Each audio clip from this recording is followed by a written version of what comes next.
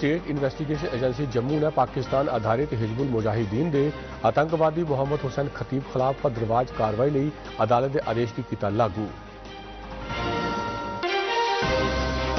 पुलवामा सुरक्षा बलें 5.6 किलो की IED की बरामद। एक आतंकवादी सहयोगी गिरफ्तार। ये कन्नै गै रजौरी के कंढी इलाके आतंकवादियों की तपाश वाला अभियान जारी। वित्त मंत्री निर्मला सीतारामन ने आख्या कि देश की अर्थव्यवस्था च मंदी आने की नहीं कोई संभावना।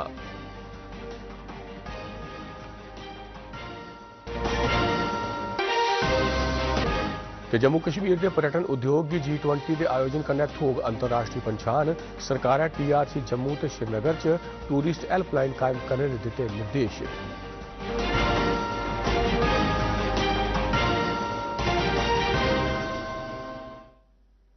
नमस्कार, डोगरी खबर के बुलेटिन तुहाडा स्वागत है। तो हुण पेश खबर तफसील करना है। स्टेट इन्वेस्टिगेशन एजेंसी जम्मू ने डोडा जिले की भद्रवाह तहसील च पाकिस्तानी आतंकवादी संगठन हिजबुल मुजाहिदीन के एक आतंकवादी खिलाफ कार्रवाई की घोषणा की अमल चांदा।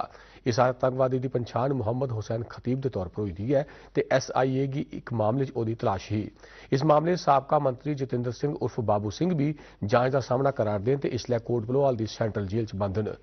खतीब जिहड़ा भद्रवाह का रहने वाला है इसलै पाकिस्तान थमां आतंकवादी गतिविधियां चला करदा है।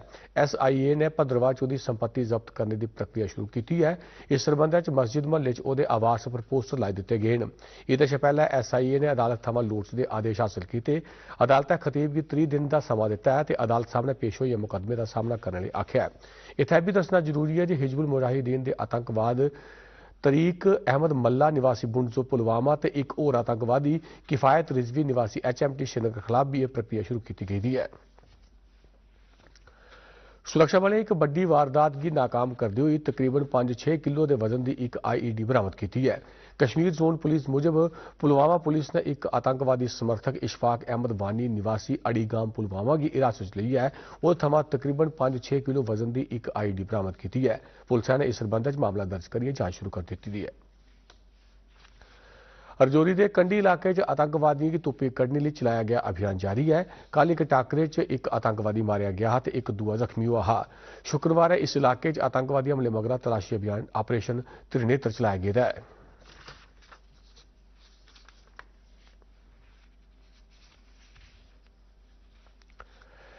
डेमोक्रेटिक प्रोग्रेसिव आजाद पार्टी के प्रधान गुलाम नबी आजाद होरें आख्या कि धारा 370 के खत्म किए जाने मगरा आतंकवाद ते पत्थरबाजी कमी आई गई है।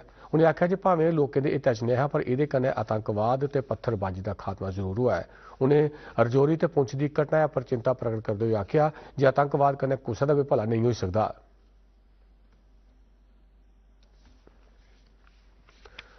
उत्तर प्रदेश पुलिस के आतंकवाद विरोधी दस्ते ने ATS प्रतिबंधित संगठन PFI के कई ठिकाने ते दफ्तरें पर छापे मारे। इस कार्रवाई 70 लोगों की हिरासत लिया गया है। प्रदेश के 10 जिले चलाए गए इस एक दिन के अभियान च ATS की 3 टीमें हिस्सा लिया। सूचना ते प्रसारण मंत्री अनुराग सिंह ठाकुर ने आख्या जे द केरला स्टोरी छड़ी एक फिल्म गै नहीं है। अज गुरुग्राम च उन्हें आख्या कि कुछ लोग कुड़ियों की आतंकवाद के रस्ते पर पाना चाहते हैं तो इस फिल्म च इन्हें लोगों की बेनकाब किया गया है। उन्हें आख्या कि किस सियासी पार्टियां इस फिल्म का विरोध करा रही हैं जिसका मतलब है जी वो PFI आतंकवाद ते ISI का समर्थन करती हैं।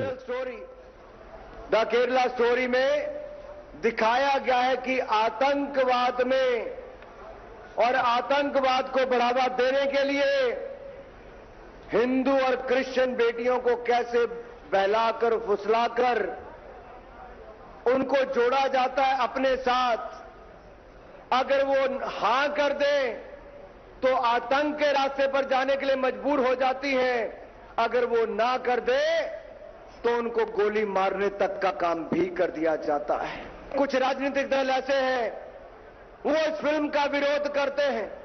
अगर वो इस फिल्म का विरोध करते हैं तो कहीं ना कहीं PFI का समर्थन करते हैं, आतंकवादियों का समर्थन करते हैं, ISIS का समर्थन करते हैं।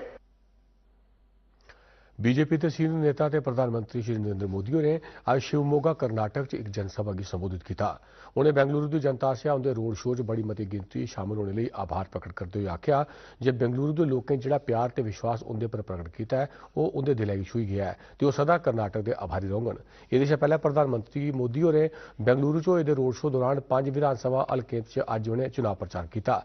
प्रधानमंत्री ने अपना रोड शो बेंगलुरु के संस्थापक कैंपेगौड़ा होरेगी न्यू थिपा सांद्रा च पुष्पांजलि अर्पित करने कन्नै कीता ते जिहड़ा ट्रिनिटी सर्कल च संपन्न हुआ।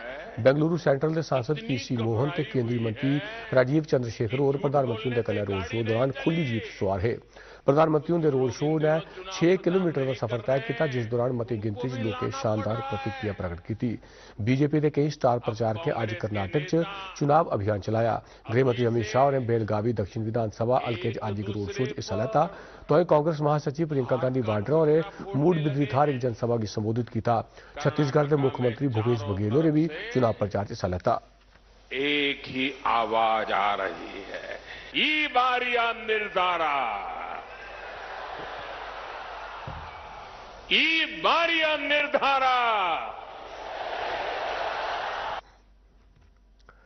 प्रधानमंत्री नरेंद्र मोदी ने किंग चार्ल्स तृतीय ते क्वीन कैमिला ने भी उनके राज्याभिषेक पर मुबारकबाद दी है। एक ट्वीट श्री मोदी ने आख्या उन्हें उम्मीद है जे भारत यूके के संबंध भविख होर मजबूत होंगे।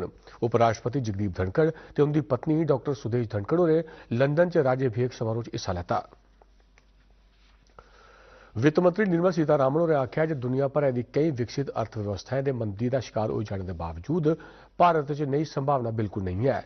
उन्हें आख्या जे भारत ने 2047 तक एक विकसित ते आधुनिक अर्थव्यवस्था का रूप लैने का जो लक्ष्य मिथ्या है उहदे वास्ते असेंगी लगातार काम करने की लोड़ है।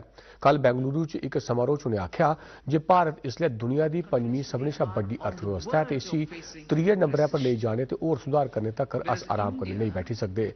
उन्होंने दस्सिया जे भारत सरकार ने मूल ढांचे च सुधार वास्ते खर्चे की 2019 च 4 लाख करोड़ रुपए थमां बधाइयै वर्तमान च 10 लाख करोड़ रुपए तक पहुंचाई दिता है।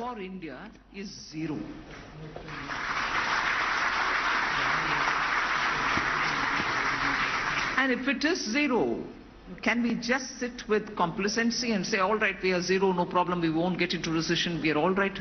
No, we can't. NEET undergraduate 2023 परीक्षा अज लैती गई।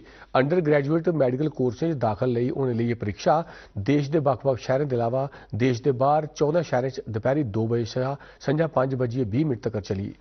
नेशनल टेस्टिंग एजेंसी ने उहाँ मणिपुर के परीक्षा केंद्र लिए इस इम्तिहान की मुलतवी किया है जिसके लिए नवीं तरीक की घोषणा तौले गै की जाग। उम्मीदवार किसी भी जानकारी लिए टैलीफोन नंबर 011 40759000 पर संपर्क कर सकते हैं या neet@nta.ac.in पर ईमेल कर सकते हैं।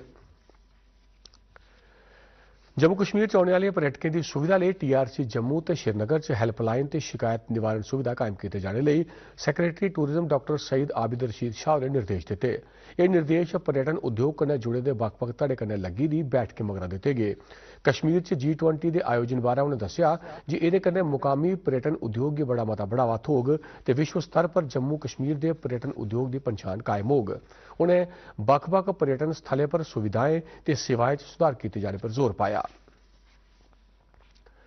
रियासी जिले च चिनाब नदी पर बने दा दुनिया के सबने शा उच्चा रेल पुल अजकल एक बड़ा पर्यटन का आकर्षण बने दा है। पिछले 2 महीने च 15,000 शा मते सैलानियें इंजीनियरिंग के इस शानदार नमूने की दिखा है। ये कन्नै इलाके च आर्थिक गतिविधियों की तेजी आई है। इत्थै दसना जरूरी हो कि इस रेल पुलै का काम 2 महीने पहले पूरा हुआ हा ते केंद्रीय रेल मंत्री अश्विनी वैष्णव की अगुवाई च परीक्षण किया गया हा।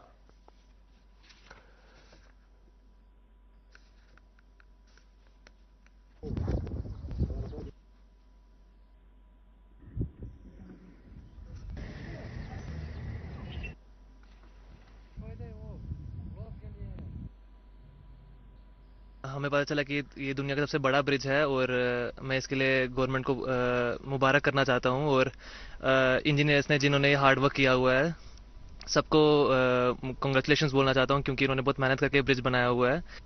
वर्ल्ड के बड़े ब्रिज पे आए हैं हम इस टाइम रियासी डिस्ट्रिक्ट में। हमारे भारत के लिए गर्व की बात है कि ये हमारे रियासी डिस्ट्रिक्ट में बना हुआ है और मैं अपने इंजीनियर्स को बहुत बहुत बधाई देना चाहती हूँ कि उन्होंने इतनी मेहनत करके ये ब्रिज बनाया है। बहुत अच्छा लग रहा है यहाँ पे देख के और मैं अपने अंदर प्राउड फील कर रही हूँ और देश का भी प्राउड फील कर रही हूँ कि उन्होंने कितनी ऊंचाई पे ये ब्रिज बनाया। और मैं शुक्रगुजार हूँ गवर्नमेंट के, भारत सरकार की, जिन्होंने ये इतना अच्छा ब्रिज यहाँ बनाया। हम इस वक्त दुनिया के सबसे ऊंचे रेलवे ब्रिज पे हैं, जो कि तकरीबन 2 महीने पहले तैयार हो गया है। तब से देखा गया कि तकरीबन 2 महीने यहाँ पर 15,000 से ज्यादा लोग यहाँ पर इस पुल को देखने के लिए आए हुए हैं। दूरदर्शन समाचार के लिए अपने कैमरामैन देवेंद्र ठाकुर के साथ मैं रमेश कुमार रैना। भारतीय जनता पार्टी के राज्यसभा सांसद इंजीनियर गुलाम अली खटाना होरें आख्या है जे गुजरे बकरवाले ते दूए पछेतरे तबके का कल्याण प्रधानमंत्री नरेंद्र मोदी की सरकार की पहली प्राथमिकता है। उन्हें आख्या जे गुजरें की देशभक्ति ते धर्म निरपक्षता पर कोई सवालिया निशान नहीं लाया जा सकता। गुजर बस्ती राजपुरा काना जाग च किट्ठे गी संबोधित करते उन्हें आख्या जे प्रधानमंत्री होरें 70 शा वध स्कीमां पछेतरे तबके के कल्याण वास्ते शुरू की दियां ते जम्मू कश्मीर के जनजातीय समुदाय की राजनीतिक आरक्षण भी दिता है। समृद्ध सीमा योजना के अंतर्गत 2023-24 बरे की सालाना कार्य योजना का सैक्रटरी प्लानिंग डॉक्टर राघव लंगर ने जायजा लिया। उन्हें दस्या गया कि SSY तहत जारी 42 करोड़ 44 लाख रुपए की रकम 29 करोड़ 10 लाख रुपए खर्च कर लेते गए। इस योजना तहत 2022-23 बरे च मंजूर 478 कम्में 380 कम पूरे हो गए हैं। सैक्रटरी ने बनने कन्नै लगते जिले जम्मू, सांबा, कठुआ, रजौरी, पुंछ, बारामूला, कुपवाड़ा ते बांडीपुरा के डिप्टी कमिश्नर ते अधिकारियों की स्कीम की अमलावरी ते मूल ढांचा विकसित करने लिए आख्या। उन्हें बॉर्डर टूरिज्म, पर्यटन सुविधाएं, कौशल विकास सिखलाई जिन्हें कार्यक्रमों की पंचायती नुमाइंदे सलाह सूत्र करना SSY तहत किए जाने लिए आख्या। स्कूल शिक्षा जम्मू के डायरैक्टर अशोक कुमार शर्मा होरें आख्या जे अध्यापकों की तबादला नीति सभने पहलुओं की ध्यान च रखते हुए तैयार की गई है। डायरैक्टर होरें मीडिया कर्मियों की संबोधित करा करते हैं उन्हें दस्या जे इस नीति का मकसद एक पारदर्शी ते साफ सुथरी तबादला प्रक्रिया की सरकारी स्कूलों च लागू करना है।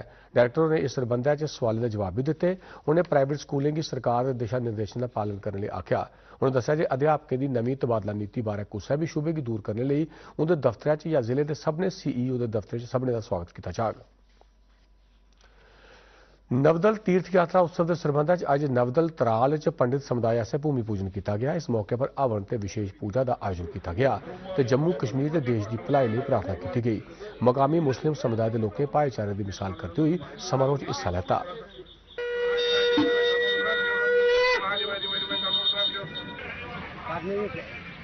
हमारे गाँव और इनके जो यहाँ पर ये लोग आते हैं, ये सदियों से पहले इनके साथ भाईचारा, आज भी हमारा भाईचारा है आपस में हुआ।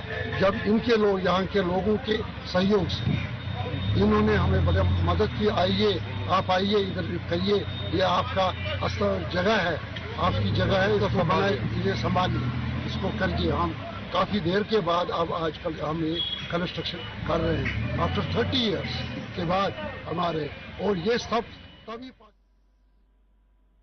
मुल्क में पिछले 24 घंटे दौरान कोविड के 2380 नवे मामले दर्ज हुए हैं। सेहत मंत्रालय मुजब इस दौरान 5188 लोग संक्रमण को ठीक भी हुए हैं। मंत्रालय मुजब देश इसलिए 27,212 सक्रिय कोविड के मामले हैं तो ठीक होने की दर 98.75% है। देश भर हुणे तोड़ी 220 करोड़ 66 लाख वैक्सीन के टीके लाए गए हैं।